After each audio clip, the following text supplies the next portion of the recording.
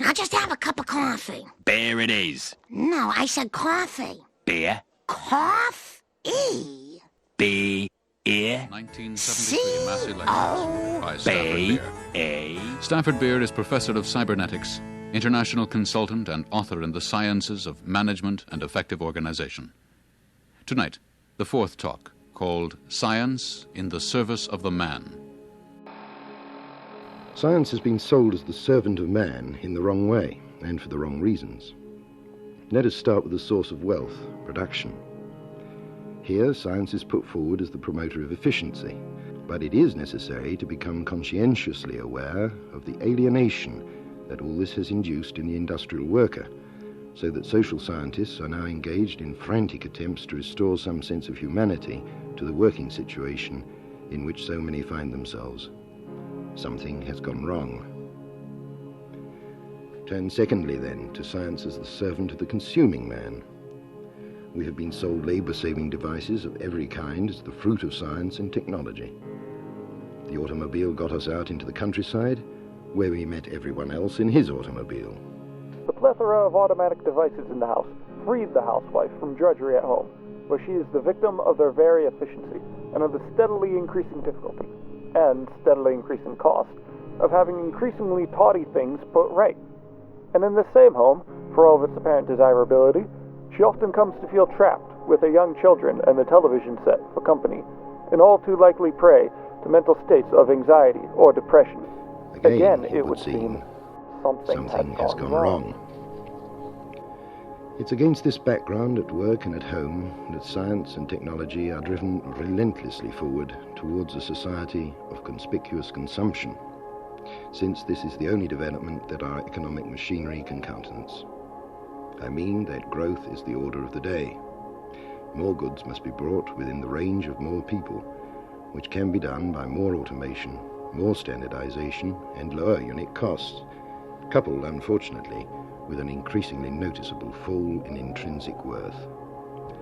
Therefore, people must be persuaded that this is what they want, that this constitutes the good life, and this is science in the service of man. But I believe that the society of conspicuous consumption is proving to be the most alienating force the world has ever known, and that the fantastic consumption of drugs, both legally prescribed and illegally acquired, is a useful index of the degree of alienation now in evidence. By now, something has gone very wrong indeed. What does this brief analysis purport to show? It argues that the sense in which people accept that science serves man is a false sense, since science is in these typical ways being used to destroy man in his humanity and in his joy of living. We buy increasing prosperity for we few at the expense of the many who can never attain it. As the alienation grows, there is increasing resistance to the idea of yet more science, with the result that new proposals for handling old problems by the use of computers and telecommunications are often greeted with something approaching public hysteria. The point is that this panic is well justified, so long as society continues down the existing path, following its technological nose.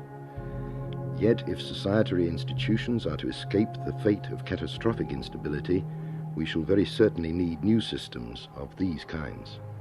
There is only one solution that I can see. It is to remove the control of science and technology from those who alone can finance its development, and to vest its control in the people. Obviously, I'm trying to dig beneath the surface layer of science and technology as we know it in society, to uncover new strata of scientific potentiality. The societary use of science we have is threatening. It becomes oppressive and alienating. The societary use of science we could have is a liberation. To grapple with that idea, I well understand, needs courage and resolve. Our civilization has led us to a manifestly dysfunctional model. Then we must equip ourselves to revise it. The power to do this, we certainly do possess.